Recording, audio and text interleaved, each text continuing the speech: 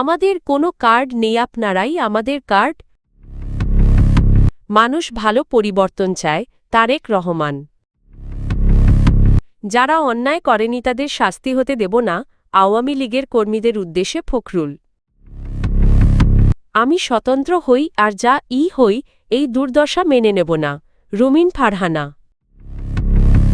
ভোটের মাঠে কথার লড়াই।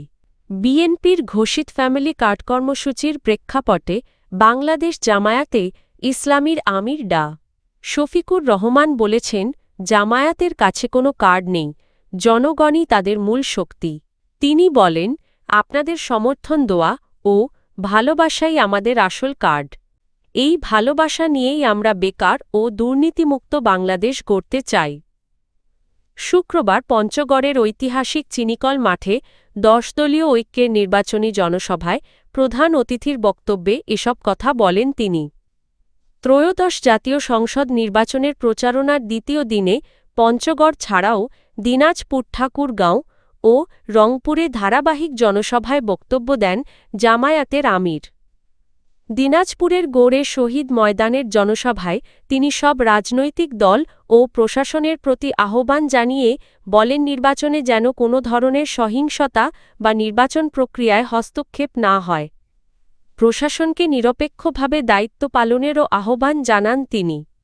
উন্নয়নের ভারসাম্য নিয়ে বক্তব্য দিতে গিয়ে শফিকুর রহমান বলেন, এতদিন উন্নয়ন হয়েছে টেকনাফ থেকে তেঁতুলিয়ার দিকে। এখন সময় এসেছে তেঁতুলিয়া থেকে টেকনাফ উত্তরবঙ্গকে অগ্রাধিকার দেওয়ার। তিনি দাবি করেন, ৫ বছরের মধ্যেই উত্তরবঙ্গের চেহারা বদলে দেওয়া সম্ভব। স্বাস্থ্য খাতে প্রতিশ্রুতি দিয়ে জামায়াত আমির বলেন, দেশের ৬৪ জেলার প্রতিটিতেই মেডিকেল কলেজ স্থাপন করা হবে।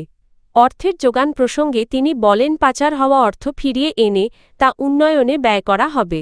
বিএনপির চেয়ারম্যান তারেক রহমান বলেছেন, আওয়ামী লীগের শাসনামলে গত ১৫-১৬ বছরে দেশের প্রতিটি খাত ধ্বংস হয়ে গেছে।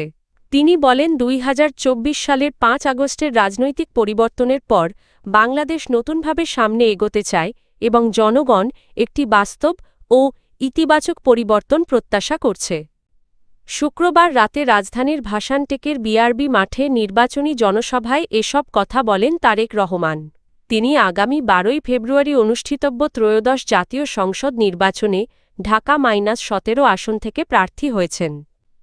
তারেক রহমান বলেন, মানুষ এমন পরিবর্তন চায় যেখানে নাগরিক সমস্যার সমাধান হবে, নিরাপত্তা নিশ্চিত হবে, তরুণদের কর্মসংস্থান সৃষ্টি হবে এবং শিক্ষার্থীরা ন্যায্য সুযোগ পাবে।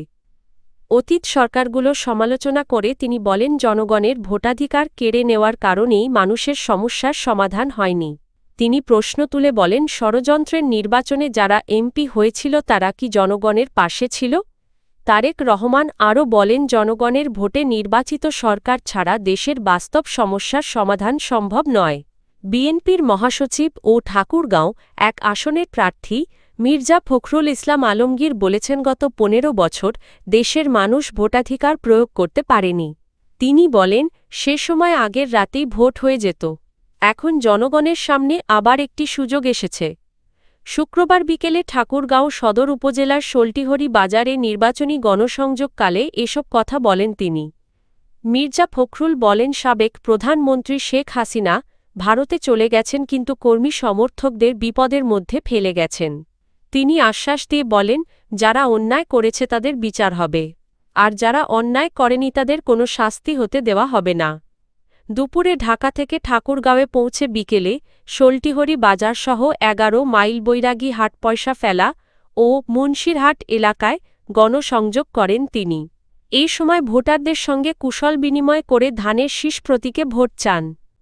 নিজের পরিচয় তুলে ধরে মির্জা ফখরুল বলেন, তিনি এই এলাকার সন্তান এবং আগে জিতলেও বা হারলেও কখনো এলাকাবাসীকে ছেড়ে যাননি। ৭৮ বছর বয়স হলেও কাজ করার সক্ষমতা আছে বলে তিনি মন্তব্য করেন। ধর্মীয় সম্প্রীতির ওপর গুরুত্ব দিয়ে বিএনপি মহাসচিব বলেন, মুসলমান, হিন্দু, বৌদ্ধ ও খ্রিস্টান সবাই মিলেই দেশ গড়তে চায় বিএনপি এবং সবার জন্য সমান নিরাপত্তা নিশ্চিত করতে চায় দলটি।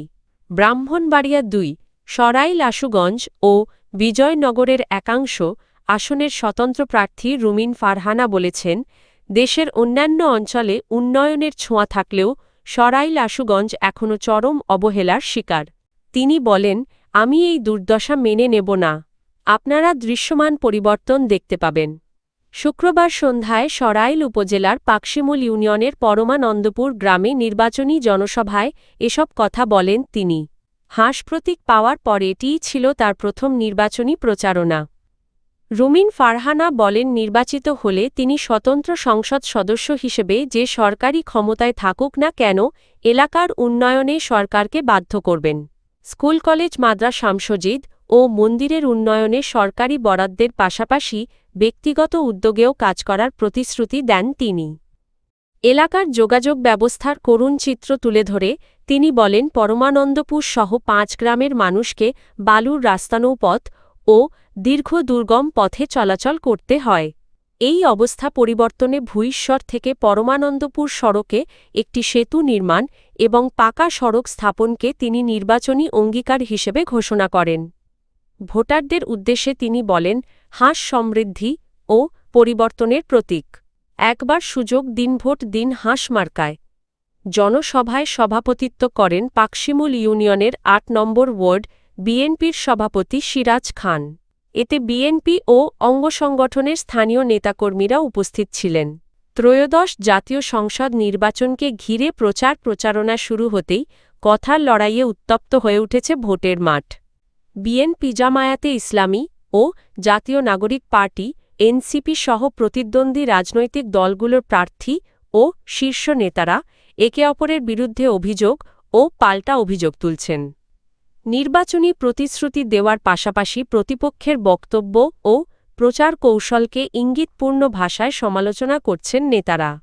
অনেক ক্ষেত্রে সরাসরি নাম উল্লেখ না করলেও অভিযোগকটাক্ষ ও ষড়যন্ত্রের ইঙ্গিত মিলছে তাদের বক্তব্যে।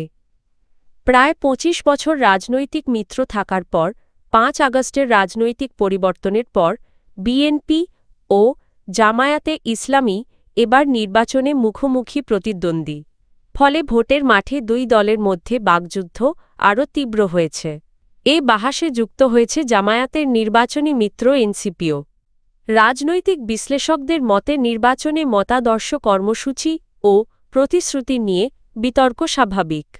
তবে সেই বিতর্ক যেন ব্যক্তিগত আক্রমণ, হুমকি বা অসহিষ্ণুতায় রূপ না নেয় সে বিষয়ে সব দলকে সতর্ক থাকতে হবে। তারা মনে করেন, উত্তেজনা বাড়লে সংঘাতের ঝুঁকি তৈরি হতে পারে যা নির্বাচনী পরিবেশের জন্য ক্ষতিকর। বিশ্লেষকদের পরামর্শ, নির্বাচনী প্রচার ও বিতর্কে ব্যক্তিগত আক্রমণের বদলে জনগণের স্বার্থসংশ্লিষ্ট নীতি পরিকল্পনা ও বাস্তবসম্মত প্রতিশ্রুতির ওপর গুরুত্ব দেওয়া উচিত।